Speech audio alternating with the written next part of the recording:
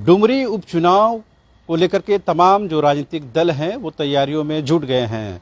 हालांकि अभी चुनाव 6 महीने के अंदर कराए जाने हैं, लेकिन उससे पहले तमाम राजनीतिक दल जो हैं वो कहीं न कहीं पार्टी संगठन के लिहाज से इसे तैयारियों को अंजाम दे रहे हैं। इस बीच झारखंड के मुख्यमंत्री हेमंत सोरेन का डुमरी विधानसभा क्षेत्र में एक सरकारी कार्यक्रम होता है और उस कार्यक्रम की मौजूदगी में वो जनसभा को भी संबोधित करते हैं। इस दौरान झारखंड के मुख्यमंत्री हेमंत सोरेन 1932 के खतियान को लेकर के जो बयान देते हैं वो बहुत ही मायने रखता है, क्योंकि आमतौर पर यह मान लिया गया है कि सरकार ने 1932 के आधार पर जो कदम आगे बढ़ाया था उसे फिलहाल पीछे खींच लिया है। हेमंत सोरेन ने इस बात को साफ किया है कि अगर लंबी छलांग लगानी है, लंबी दौड़ लगानी है तो आपको 2 कदम पीछे होना पड़ता है, 2 कदम पीछे हटना पड़ता है। लिहाजा कहीं न कहीं इसी स्ट्रेटेजी के तहत इसी तरीके से सरकार ने 2 कदम को पीछे खींचा है और इसका कहीं से भी ये मतलब नहीं है कि सरकार 1932 के खतियान को इम्प्लीमेंट करने से सरकार पीछे हट रही है। डुमरी विधानसभा क्षेत्र की जनता को संबोधित करते हुए झारखंड के मुख्यमंत्री और झामुमो के कार्यकारी अध्यक्ष हेमंत सोरेन ने साफ कहा कि सरकार 1932 को लेकर के प्रतिबद्ध है, कमिटेड है और इसे हर हाल में इम्प्लीमेंट करने की दिशा में सरकार आगे बढ़ेगी। जो 2 कदम पीछे खींचे गए हैं उसके पीछे कोई ना कोई कारण है, जिसे जल्द ही आप देख पाएंगे कि सरकार इस दिशा में आगे बढ़ती हुई नजर आएगी।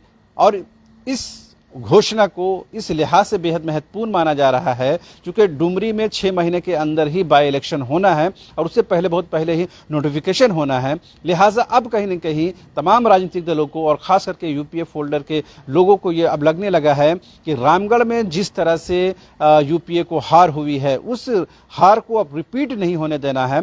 लिहाजा Dumri by election her hall UPA जीतना चाहती है, जेएमएम जीतना चाहती है। यही वजह है कि खुद हेमंत सोरेन ने इस पूरे अभियान की कमान की शुरुआत कर दी है। उन्होंने कमान को अपने हाथ में ले लिया है और जिस तरह से जो नवनियुक्त मंत्री हैं, कैबिनेट के नवनियुक्त मेंबर है बेबी महतो, उनकी मौजूदगी में मुख्यमंत्री हेमंत सोरेन ने डुमरी की जनता को संबोधित करते हुए कहा है कि सरकार हर हाल में 1932 को लेकर के आगे बढ़ेगी। जो 2 कदम पीछे खींचे गए हैं इसके पीछे साफ मकसद ये है कि एक लंबी छलांग लगानी है, कि लंबी उड़ान लगानी है। तो जाहिर सी बात है मुख्यमंत्री ने इस कार्यक्रम के साथ ही डुमरी बाई इलेक्शन को लेकर के जो कैंपेन है, जो अभियान है, उसकी भी शुरुआत कर दी है। लिहाजा अब इस चुनाव को कहीं न कहीं बेहद महत्वपूर्ण इस लिहाज से भी माना जा रहा है कि क्योंकि 1 साल के बाद आपको पार्लियामेंट्री इलेक्शन फेस करना है और 24 के आखिर में नवंबर दिसंबर में आपको विधानसभा चुनाव फेस करना है। लिहाजा उससे पहले संभावित इस आखिरी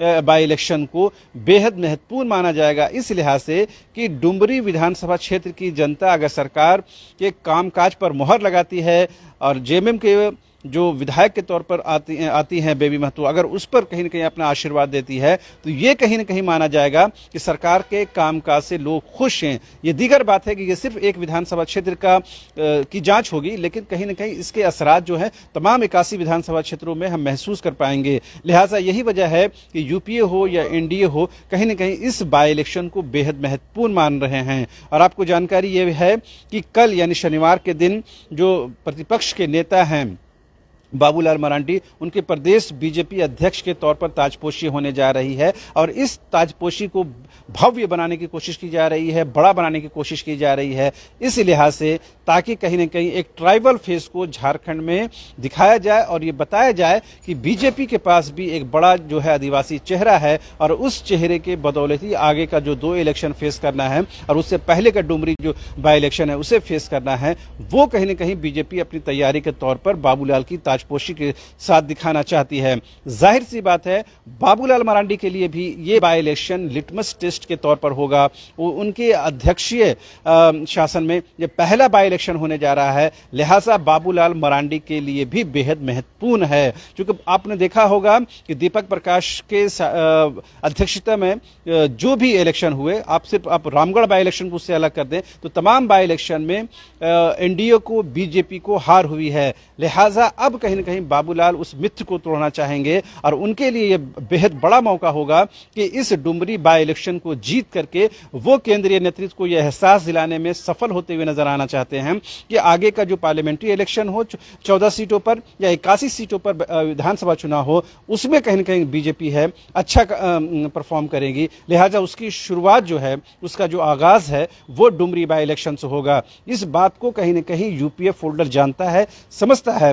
यही वजह है कि मुख्यमंत्री हेमंत सोरेन ने इस अभियान की शुरुआत कर दी है और वो झारखंड के लिए जो सबसे महत्वपूर्ण जो एक शब्दावली है 1932 का खतियान हो, स्थानीयता का विषय हो, भाषा का विषय हो, नियोजन का विषय हो, इन विषयों को लेकर के डुमरी बाय इलेक्शन को बेहद महत्वपूर्ण माना जा रहा है। और आप ये भी जानते हैं कि डुमरी विधानसभा क्षेत्र में छात्र राजनीति जो है वो व्यापक पैमाने पर चल रही है। जयराम महतो के नेतृत्व में हजारों की संख्या में जो छात्र हैं उनके साथ गोलबंद हुए हैं। देखने वाली बात यह होती है कि क्या जयराम महतो का इस बाय इलेक्शन में क्या पॉलिटिकल आगाज हो पाएगा, क्या वो पॉलिटिकली अपने आप को इधर झोंकेंगे या फिर अभी लोगों को मोबिलाइज करेंगे और 2024 के चुनाव में अपनी ताकत दिखाने की कोशिश करेंगे। लेकिन इस बात से इनकार नहीं किया जा सकता है कि जब तक जगन्नाथ महतो जीवित रहे उन्होंने कहीं न कहीं जयराम महतो को नोटिस भले ही पब्लिकली ना किया हो, लेकिन उस चीज को समझते थे क्योंकि वो जमीनी नेता थे और वो जानते थे कि अगर छात्र एक तरफ गोलबंद हो रहे हैं एक जयराम महतो के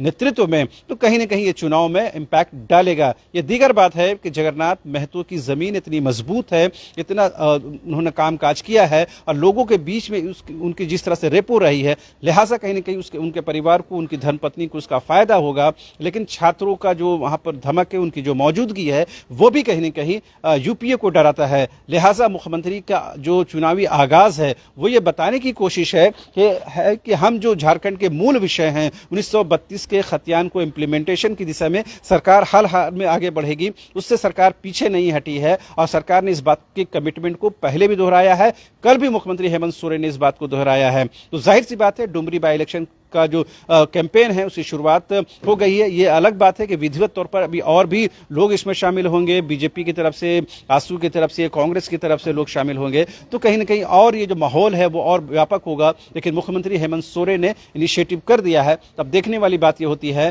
कि डुमरी बाय इलेक्शन में वहां की जनता किसे अपना आशीर्वाद देती है। कैमरामैन विकास के साथ रांची से न्यूज बायोस्कोप के लिए Shahnawaz. Complete solution institute for bright future IIT JEE NEET की तैयारी के लिए फाउंडेशन प्रोग्राम, क्लास 8 से 12 तक की तैयारी, NTSC, olympiads, KVPY and board exams. Tension नहीं लो, CSI आओ। Complete solution institute near DPS school behind carnival banquet hall, डिपडी बाईपास रोड, रांची। झूमेंगे घूमेंगे गाएंगे हम, वाइल्ड वाली वाटर पार्क जाएंगे हम। झूमेंगे घूमेंगे गाएंगे हम, वाइल्ड वाली वाटर पार्क जाएंगे हम। वाटर पार्क में फुल ऑन फन करेंगे, फैमिली संग वाइल्ड वादी चलेंगे। वाइल्ड वादी एंड अम्यूजमेंट वाटर पार्क एक नए अवतार में, तो तैयार हो जाइए वाइल्ड वादी में अनलिमिटेड मस्ती के लिए। यहाँ लॉकर और कॉस्ट्यूम का कोई चार्ज नहीं, साथ ही 33 फीट की हाइट से मल्टी लेन और बर्ड पार्क का भी ले फुल मजा। वाइल्ड वादी अम्यूजमेंट वाटर पार्क, हजाम, रांची।